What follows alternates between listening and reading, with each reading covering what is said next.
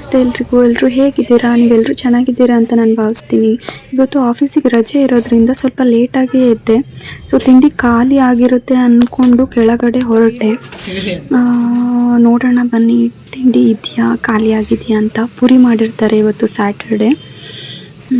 So ತಿಂಡಿ ಖಾಲಿ ಆಗಿದೆ.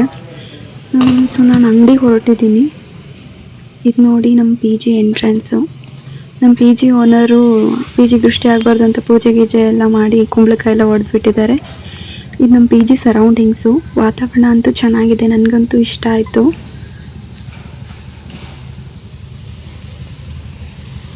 ಸೊ ನಾನು ಆಯಿಲ್ ತರೋಣ ಅಂತ ಅಂಗಡಿಗೆ ಬಂದಿದ್ದೆ. ಒಂದು ಬನಾನಾ, ಆಯಿಲು ಮತ್ತು ಎಗ್ಸ್ ತೊಗೊಂಡೆ. ಇಲ್ಲಿ ಏನಂದರೆ ಒಂದೇ ಕಡೆ ತರಕಾರಿ ಮತ್ತು ದಿನಸಿ ಐಟಮ್ಸು ಎಲ್ಲ ಸಿಗುತ್ತೆ. ಮಿಲ್ಕ್ ಕೂಡ ಸಿಗುತ್ತೆ, ಡೈರಿ ಐಟಮ್ಸ್ ಎಲ್ಲ ಸಿಗುತ್ತೆ ಇಲ್ಲಿ. ನಾನು ಯಾವಾಗಲೂ ಅದೇ ಅಂಗಡಿಗೆ ಹೋಗೋದು. ಸೊ ನಾನೆಲ್ಲ ತೊಗೊಂಡು ಆಮೇಲೆ ಮತ್ತೆ ಪಿ ಜಿ ಕಡೆ ಹೊರಟೆ.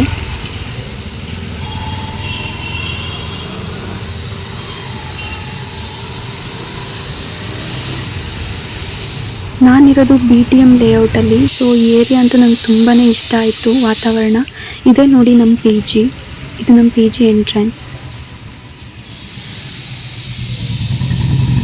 ಇದು ಡೈನಿಂಗ್ ಹಾಲು, ಕಿಚನ್ನು ಇಲ್ಲೇ ಕೆಳಗಡೆನೇ ಇದೆ.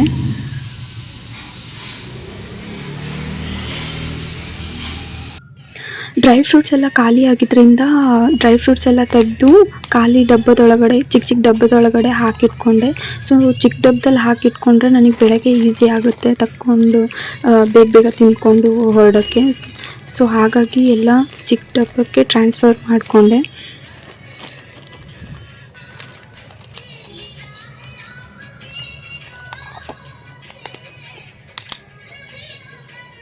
ಸೊ ಆದಷ್ಟು ಡ್ರೈ ಫ್ರೂಟ್ಸ್ನ ಹಾಗೆ ತಿನ್ನೋದಕ್ಕಿಂತ ನೈಟು ನೀರಲ್ಲಿ ನೆನೆಸಿಟ್ಟು ಮಾರ್ನಿಂಗ್ ತಿಂದರೆ ಅದ್ರದ್ದು ಬೆನಿಫಿಟ್ಸ್ ಜಾಸ್ತಿ ಇರುತ್ತೆ.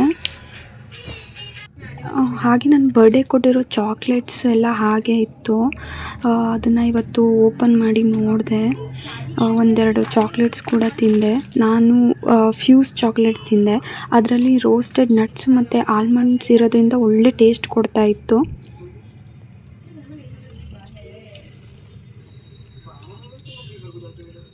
ಇನ್ನು ತುಂಬ ಚಾಕ್ಲೇಟ್ಸ್ ಬಂದಿತ್ತು ನನ್ನ ಬರ್ಡೇಗೆ, ಬಟ್ ಎಲ್ಲದೂ ತಿನ್ನೋಕ್ಕಾಗಿರಲಿಲ್ಲ.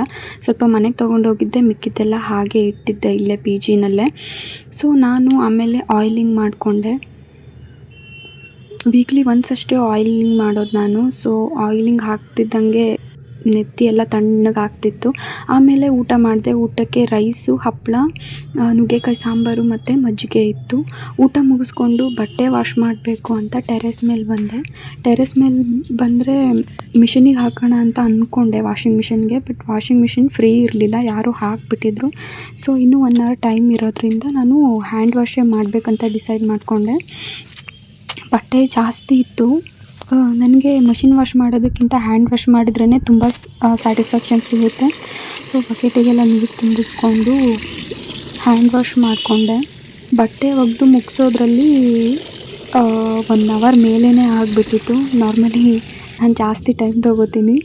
ಬಟ್ಟೆ ಒಗೆದು ಆಯಿತು, ಒಣಗಿಸಿದ್ದೀನಿ.